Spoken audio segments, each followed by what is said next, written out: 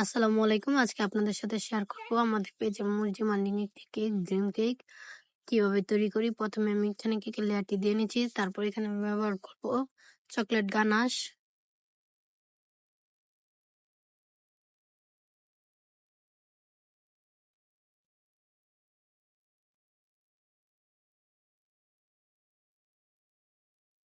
Chocolate ganache দেওয়া হয়ে গেলে আমি এখানে ব্যবহার করব চকলেট ক্রিম।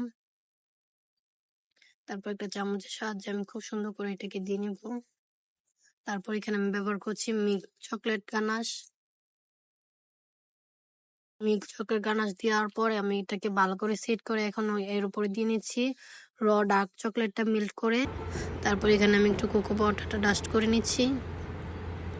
এখন আমি ছাদে চলে আসলাম এটা রিভিউ করার জন্য। মাশাআল্লাহ,